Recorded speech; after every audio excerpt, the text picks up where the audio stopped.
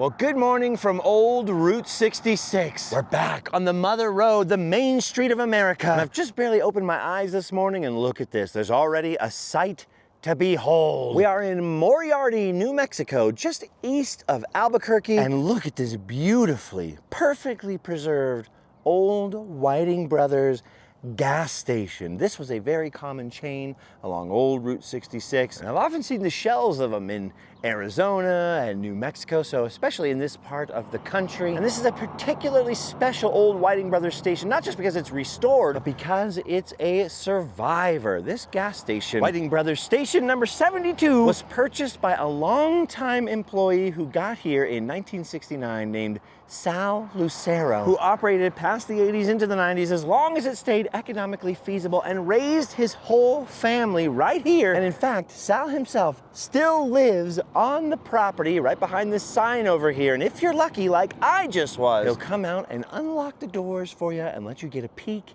inside the old filling station. In fact, he was just showing me pictures of his family, the family that he raised down here, which was amazing. I just shook the hand of a Route 66 legend. I believe there were some historic grants, including from the National Park Service, to help restore some of the signs out here, but it's been amazingly well preserved. Anyways, it was pumping gas into the 2000s. I have the feeling after talking to him for a minute that he would have kept pumping gas on into the 2010s and 2020s if it had made sense. He was just showing me some photos. They've used this station for a couple of movies, including a movie he called Poker Face, and they built a sort of fake garage next to it over here. He said he wanted to keep it, but that's not the way the movie business works, I guess. They wouldn't let him keep the prop garage. Anyway, pretty cool to wake up in your hotel room, open your eyes, and bam! Not only do you see one of the most epic old school survivors on the route, right? From the late 50s all the way to the 2000s, pumping gas here under the Whiting Brothers name, which, if memory serves, goes all the way back to the 1920s. Then to have a bona fide Route 66 legend who's rarely seen these days come and unlock the door for you and greet you, now that is something special, and that's the magic of Route 66. Now, speaking of survivors, I don't know what it is about this particular block, but you see this little motel next door? This is another extremely rare old survivor. My son and I pulled into this motel last night, just as the sun was setting, because that is perfect. The Sunset Motel has been standing alongside Route 66 since 1959. And that's when veteran Bill Pogue and his wife Elaine constructed the first two humble rooms on the side of the road. There wasn't even a sign yet. But over the next 10 years, they would expand the property considerably, filling up half the space. I think the original plan was to have it be sort of U-shaped, right? And they got one half finished before, sadly, the original owner, Bill, passed away. But Elaine continued to operate the Sunset Motel. And by the way, she was the first female mayor of Moriarty, New Mexico. So a widow, a businesswoman, an entrepreneur, and a mayor, until she sold it to her son Mike and his wife Debbie, and they have been running the property ever since, which means that the Sunset Motel is still operated by the same family that opened it back in 1959, and that makes it the one and only Route 66 motel in New Mexico, still owned and operated by the family that built it. It's very basic, very humble, and very original. Well, except of course the electric vehicle charging. Got a beautiful little common space out here, a cute little smoking patio with rocking chairs, a little bit of greenery. It's one of those places I love so much where you can pull right up to your front door, and every room's got these chairs outside. It is very humble, very basic, which is exactly what the gal who checked us in told us last night. But she says you will not find a more clean motel on Route 66 anywhere, and boy, she wasn't kidding. This place was immaculate. Now, obviously you're seeing it now after we slept in the place, but look at this.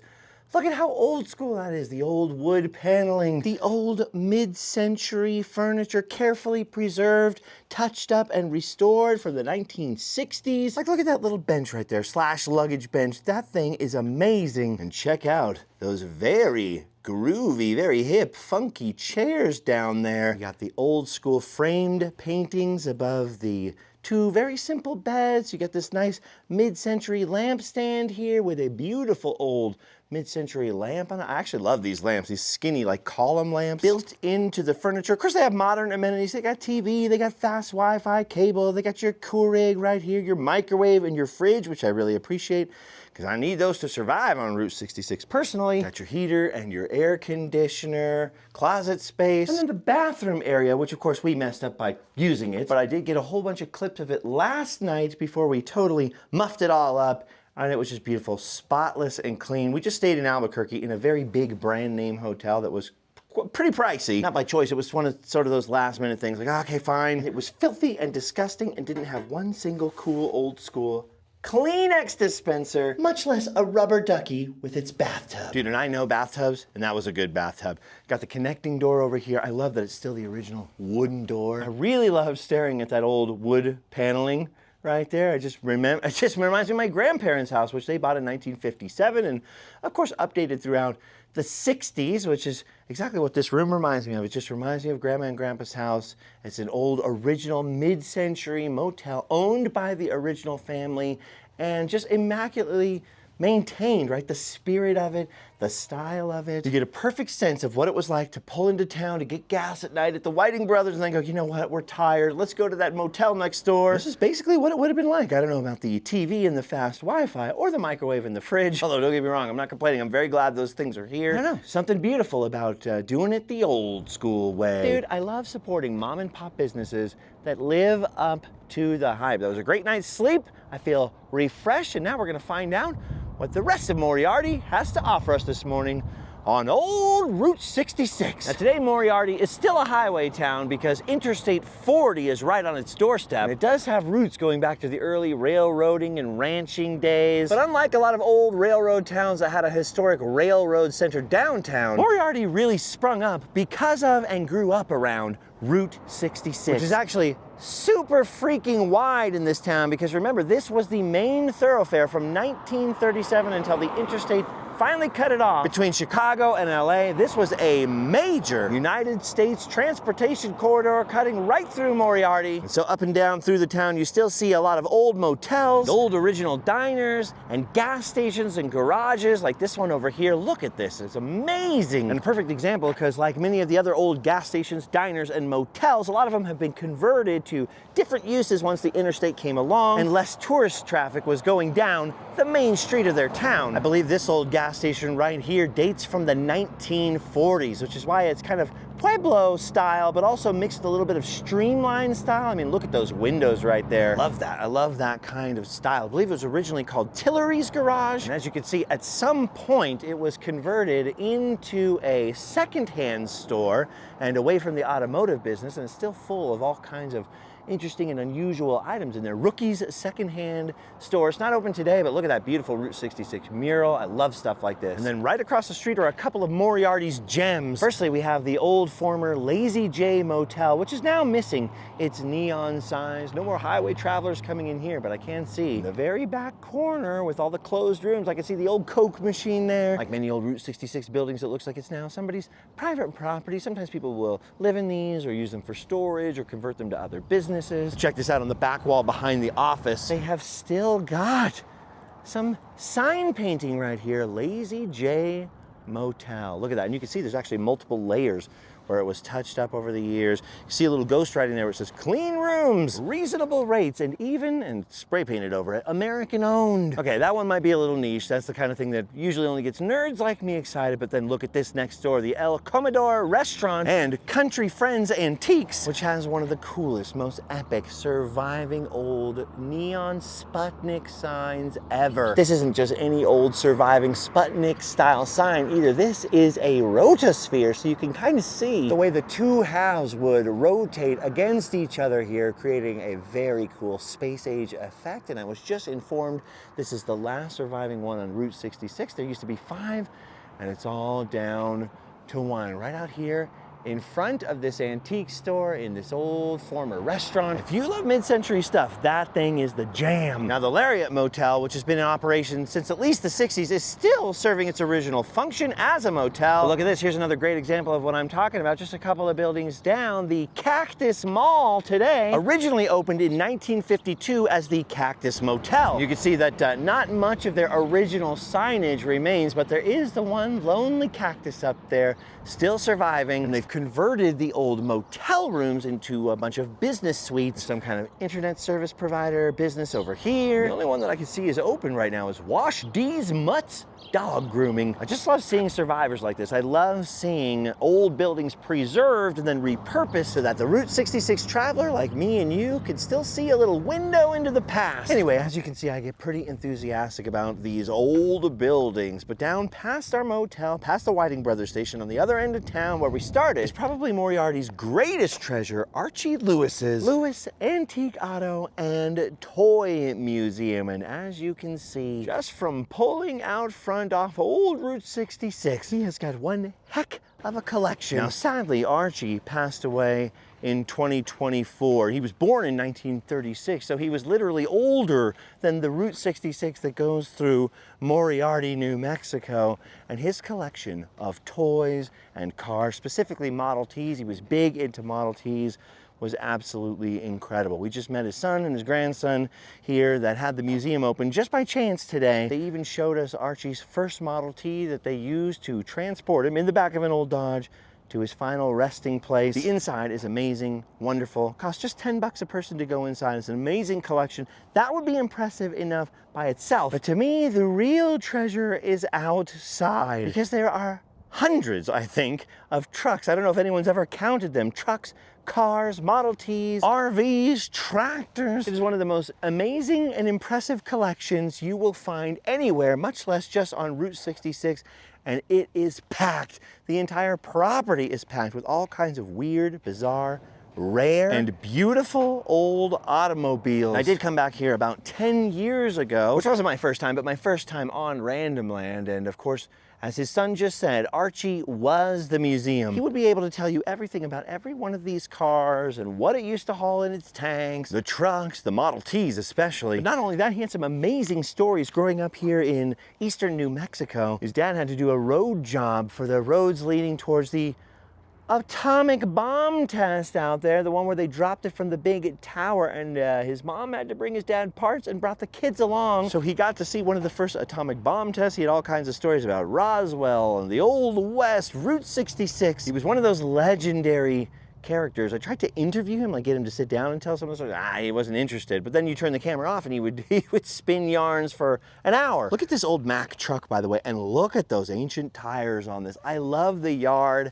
outside of all the unrestored, as they come, sort of barn find old trucks. I love seeing all the old roadsters, rusty and crusty, but I also love seeing the trucks with all of this, with all the ghost writing from whatever the businesses were back when you had to hand paint them. Oh, and this is amazing. Look at this old white truck back here. I've really only been learning about old cars for maybe the past 10, 12 years. So I don't know everything about every car I'm seeing out here, but I do know that right there is a freaking steamroller. Look at that thing. All I can think of are hundreds and hundreds of cartoons I've seen growing up in my childhood, and of course Roger Rabbit. Watch out, Judge Doom, because this thing is coming for you. This says USMC on it. Was it from the Marine Corps? Hello, puppy. Were you trying to be on the video? Who's a good dog? Who's a good guard dog? A very scary guard dog. I'm very grateful for that fence. It's not just trucks and steamrollers. Look at all these amazing mid-century cars. You know, no doubt, many of these are from the local area and would have traversed Route 66 on a daily basis. This is so amazing. And we're just on the side yard. The property goes back and back and back and back. And look at this, you can see what I was talking about when it comes to the Model Ts. He had a real soft spot for those. All of those early antique autos, really, and there are tons of them out here. I think a lot of those might actually be Model As. Don't quote me on which ones are Model Ts. I love the look of all the old Model Ts and Model As. Look at the wood frame of this. That is amazing. That is totally unrestored, totally original. And I kind of like that, right? I like car museums where things are restored and pristine. You can kind of see how they would have looked rolling off the assembly line. There's something about seeing so many of these in one place that are actually showing their age, right? The patina, the layers of paint, rust, the broken windows, the damage from wrecks they might have been in. That's just so impressive. All right, we're actually starting to get towards the back now. And look at this. You see what I was trying to say? It is endless.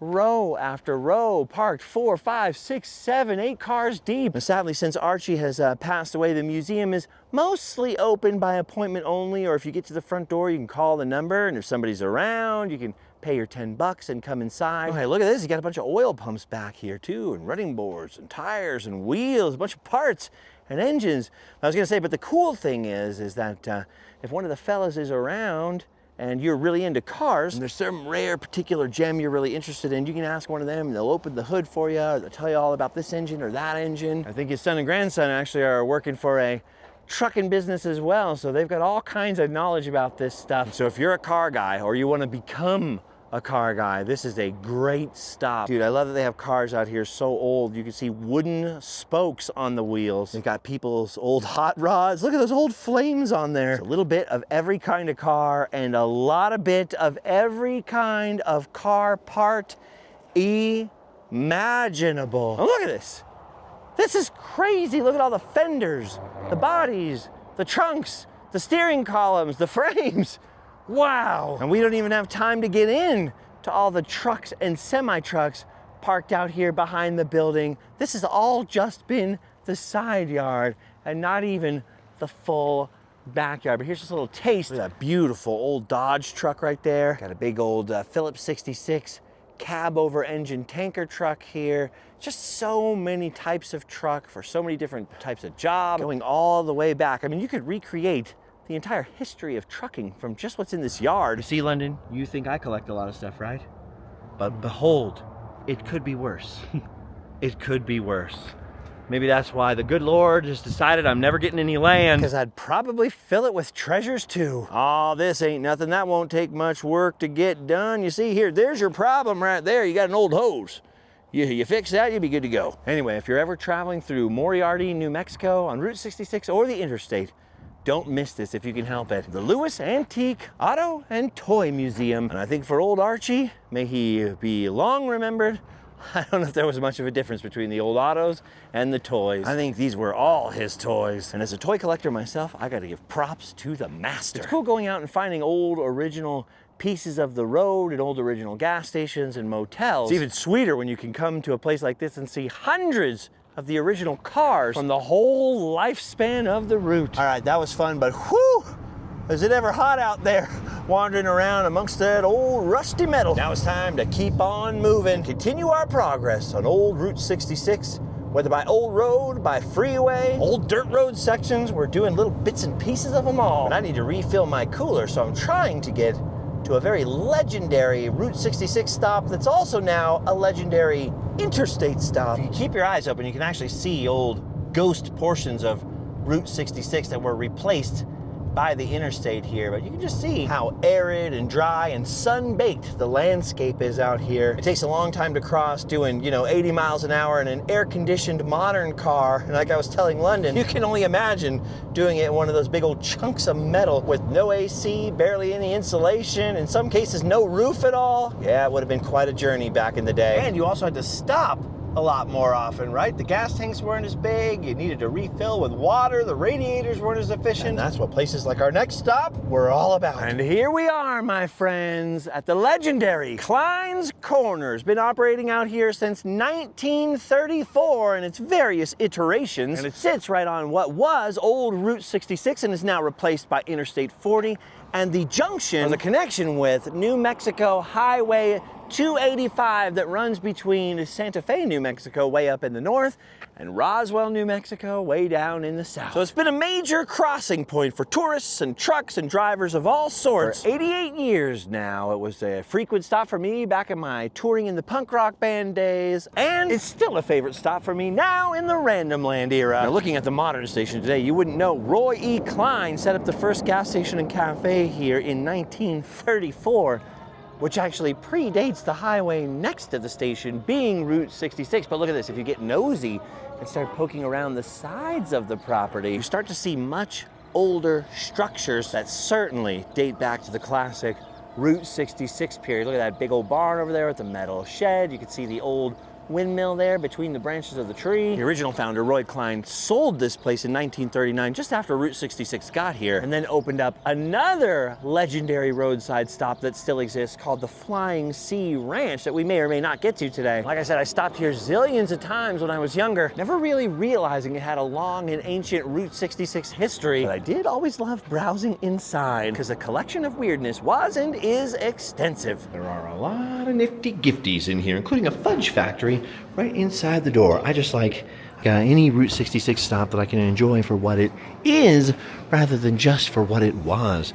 There's a sort of modern gas station part, the fudge factory by the front door, and then would you look at the size of that gift shop. They've got acres and acres and acres of knives, acres and acres and acres of t-shirts and hats. Look at this, coloring books, jewelry, jingle jangly things for the wind. What are they called? Wind chimes. Yes, incense burners. Well, for the weird Sedona and Santa Fe crowd, and the more traditional Old West fans. These are my favorite ones, the Incense of the West burners. Well, look at this, London. They got dragon stuff. Are you impressed? Dragon stuff! Native American style blankets made in Mexico or made in India. They've got some ponchos, serapes. They have cowboy boots, Minnetonka moccasins. I mean, just that section alone is like the size of an old Payless, you know? Some very interesting button-up Route 66 shirts, and then some Western wear over here on the walls. They've got leather jackets and those handkerchiefs for bikers' heads for those bald guys so they don't get burned. They got greeting cards and Route 66 hand-painted tile art. Some very interesting rifle cases back here, and then a bunch of legitimate Native American jewelry. In the back here, by the way, they have completely rearranged this store since London and I were here 2 years ago. And back there, they also have a Subway. Yeah, so everything looks really different here. They're changing up the layout, switching things up. Oh, look at this. A whole display case full of chain wallets. Chain wallets are the coolest. Rock and roll. Also, so many knives. Like every truck stop and every Route 66 stop has got tons and tons of knives. Every trading post, they must be selling them, or otherwise, why would they all carry so many knives? Oh, look, Celtic blankets with more dragons. And of course it is New Mexico. Roswell is nearby, so they have tons and tons of alien souvenirs over here. That's the government trying to trick us into thinking our saviors are coming from outer space. I'm not buying it. Bigfoot? I'm still undecided on Bigfoot. I'm still undecided whether he's real or not. I'm very confused why this bird has got no head. Oh, okay, he's just looking around backwards. It's an owl! On the back there, I was slightly concerned. Oh, they got Bigfoot over here, and some teddy bears, and some plaid sweaters. Look at this, they got some dinosaur claw gloves. You got your old classic rubber chicken. Hey, grow a girlfriend. That's handy. I love stuff like this. You don't see that much of it anymore, but the old Native American, in quotes, drums, and then, oh, look at that. The old pullback submarine, train. Dude, balsa wood gliders. I had so much fun with these as a kid. I haven't seen one of these in forever. I'm getting one of these. Oh, and look at that. The toy bow and arrow and all of your toy rifles. These are dart shooting rifles, which is interesting rather than the old cap gun versions, which is all we had back in the 80s, going all the way back to my grandparents' time, really. I love that there's always new modern toys, but some things are just classic, like old die-cast cars, some squirt guns. The shapes may be different than they used to be, but same kind of play activity. I like that. I've also got a lot of artwork over here. I call this the fence art aesthetic, right? That kind of metal fence art you see scattered around. Then they have some Route 66 signage over here, just kind of your sort of Hobby Lobby type decorations. And then what would a classic road stop be without some signs for Grandpa's garage over here? And of course that includes the mandatory tin John Wayne signs. Like a law, you have to have James Dean, Marilyn Monroe, and in the West you also have to have John Wayne. I don't know why. It's just a rule. And you also have to have these reprints of old signs. That's an interesting one. And then your classic Route 66 souvenirs, including some for the 100th anniversary, which is why we're out here on the road right now doing this little trip. Because from 1926 till 2026, Route 66 has been the main street of America. There's a lot of sixes in my sentences. Probably why I've been stuttering so much lately. Anyway, we've been in here before and gone into great detail. Looks like they're in a transition period. They're really switching everything around. They also have a lot of hot sauce in here, but they don't have the world's best hot sauce because they don't have the Randomland hot sauce, which is, I am convinced, despite my bias, the greatest hot sauce in the world. All right, we just grabbed some chips from the gas station. We eschewed the fireworks for now, but there is quite a selection for a place that sells petroleum. By the way, this whole time I was wandering around in the kind of redone store and wondering where these guys went. They used to be right at the entrance, especially this fella right here and the carved cowboys. You rarely see carved cowboys. Well, they're all hiding out here by the men's restroom, and the men's restroom hallway, by the way, well, men's and women's hallway, has got all of this in it. Everything from ancient display cases to the open the old outhouse door trick, your weight and horoscope, the love tester, pressed pennies, alien fortune tellers, gumball machines, and even the medicine man. I don't know why it's all in the hallway. You see, I think they're reorganizing the place. Everything in there was laid out just a little bit differently than my previous visits. By the way, something unusual I've noticed about Clines Corners before we take off here, and yes, there is a subway around the side. There's also this, a Chevron station on one side of this truck stop, and on the other side, it's Phillips 66. I don't know of too many single businesses that have two different brands of gas for sale. That's weird, you know? Like a whole separate Chevron station here, connected to the back of Clines Corners, and then the front, Phillips 66. Am I crazy? Is that not weird? Anyway, time to get back on the road. All right, we're burning rubber now. Hang out and chill in the car, do a little bit of driving, get some miles under us, get to our next Route 66 town. Now, I'm that rare kind of person that likes driving for hours through a lot of open landscape of nothing, the open road, long stretches of highway. But even I gotta admit, it's nice when you get to a town, especially an old classic Route 66 town. All right, we are off the interstate and back on to old Route 66, and not just one old Route 66, but double old Route 66. Because if you've been following along, you'll know that from 1926 to 1937, Route 66 went up to Santa Fe, New Mexico. Then after 1937, it was sort of cut off on the bottom, and this is where they merge back together and follow roughly the same path again here in eastern New Mexico. As you can see, this is a later section of Route 66, though, in terms of how wide it is. This town, Santa Rosa, has been part of Route 66 since the beginning. This is one of my favorite parts of the route because I love the towns that stayed small and yet have this massive, wide, 4-lane section of Route 66 and had enough traffic coming through them back in the day that there are plenty of ruins and relics here. Like, look at this right here. Any place with that sun-painted, kind of hand-painted signs on the buildings, that's the romance of the road right there. Look at these little buildings with layers and layers of history on them. We're just on the outside of town. The deeper we get in, the more hidden treasures there are. I freaking love this place! Now, unlike most Route 66 towns, Santa Rosa was actually here even before the railroad because of this, the Pecos River running right through town. Then later the railroad came along in 1901 and turned Santa Rosa into a transportation hub for the first time. Then of course Route 66 came along after 1926, 100 years ago, and took everything to the next level. Just look at these buildings out here, right? You can see Chrysler Plymouth on there and ghost riding. Most recently, this was Bobby's Trading Post, but before that was an old motor court, so hiding behind those trees and the RVs and the junk are some old motel rooms, well guarded by a barking dog back there. Just look at that.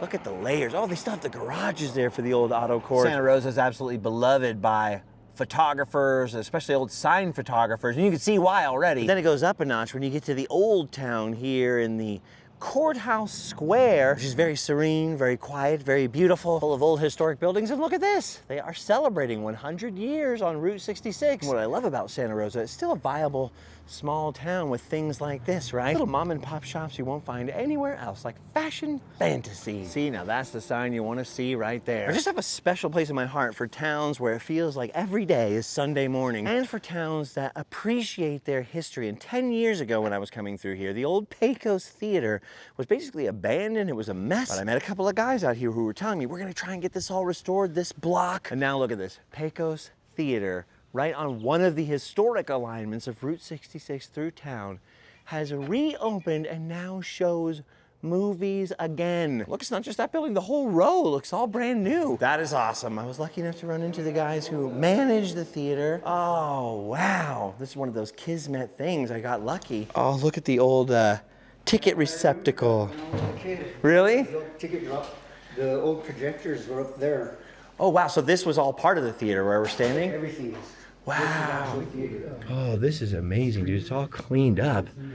But what they were telling me is that it was built in 1919.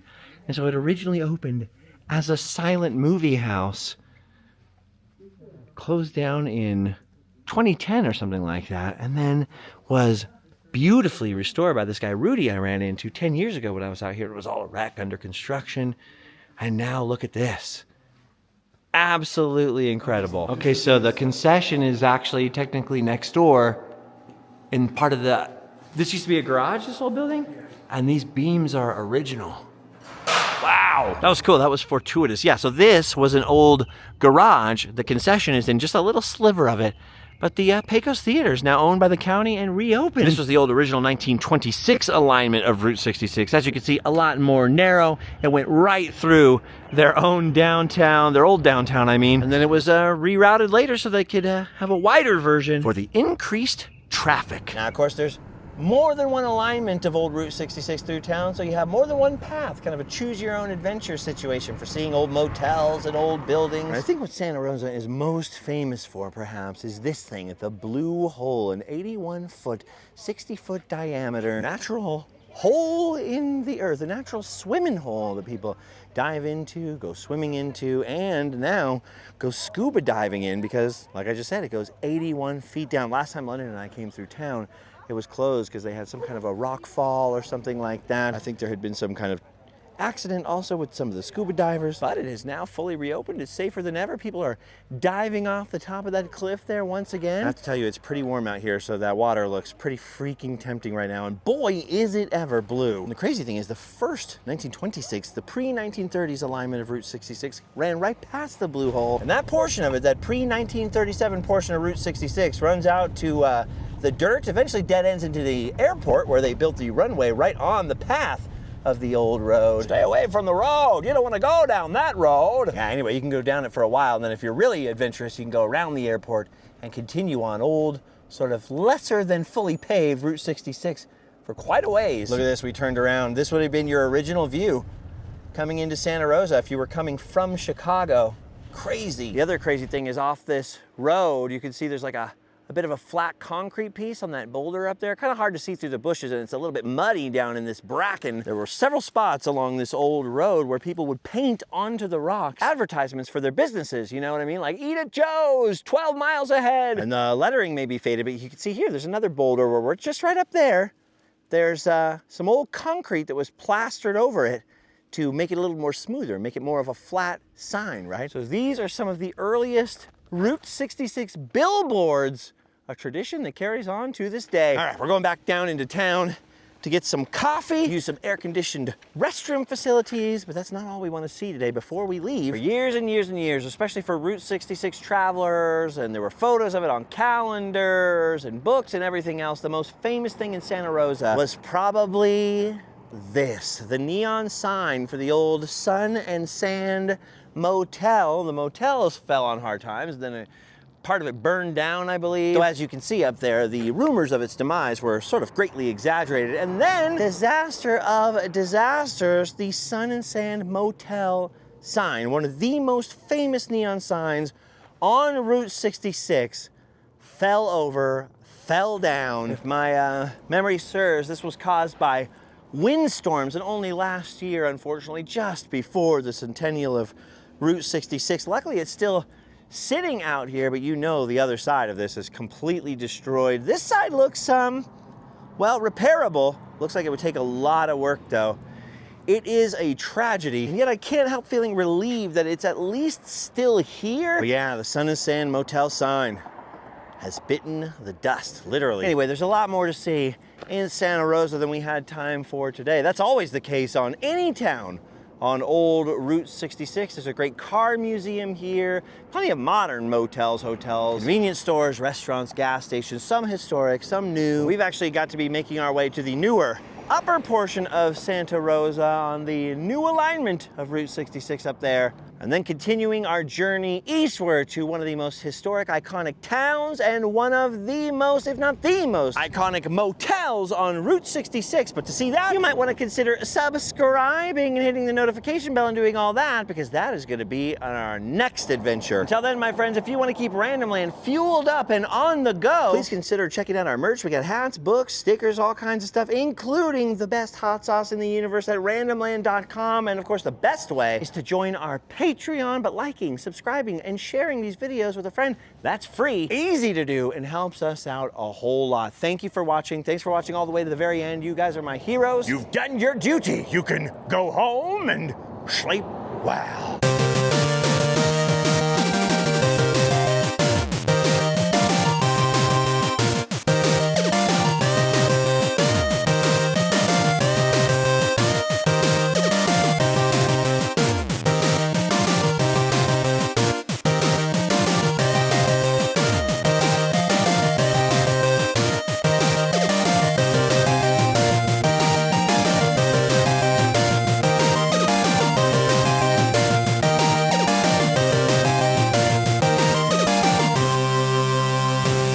Sal himself?